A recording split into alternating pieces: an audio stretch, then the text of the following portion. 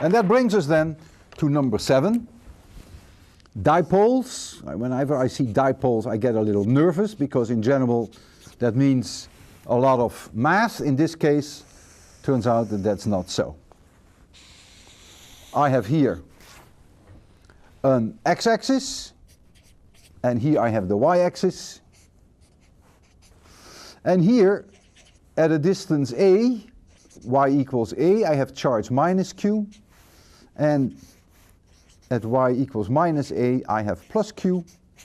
And I want to know what the potential is at a point P, everywhere on the y-axis, here, here, here, here, here, everywhere. Well, we'll take v equals 0 at infinity. Notice that v is also 0 here, because think about Walter Lewin with his plus 1 Coulomb coming from infinity. He has to do positive work to come to this one if he wants to reach this point. He has to do exactly the same amount of negative work due to this one if he wants to come to this point. The two cancel each other out, so it's clear that the potential is 0 here if I define the potential at infinity 0. Well, what now is the potential at that point P? It depends a little bit on where P is located. Whether the position of P is larger than A, or whether the position of P is smaller than A. And what I mean by that is it somewhere here, or is it outside there? I will assume that it is outside, and you will do the inside. If I assume that it is outside, then the potential at that point P, it's a scalar, is the sum of the potential due to this point and the sum of the potential due to this point. Let's first do this one. So that equals minus q divided by 4 pi epsilon 0. And now I have to take the distance between these 2 points, which we have called r earlier, and that is y, if y is the position of P, minus a. So y minus a.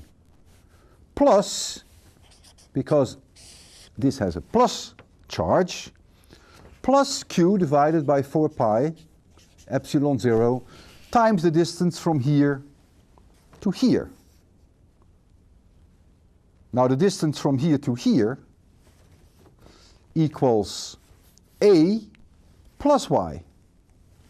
So we get y plus a. Well, you can massage this a little bit, and you can, following the instructions of your book, you can calculate, you can simplify it for y is much, much larger than a, and that will simplify matters, of course, enormously. I'm not going to do that. It's not all that difficult. But I want you to see that if, that's the part that you are going to do, that if point P lies below A, that the situation changes. Because when I now calculate the potential at point P to this charge minus q, the minus q remains here, the 4 pi epsilon 0 remains here, but now the distance between that point P and this position is no longer y minus a, but that position has now become a minus y. That is now the distance.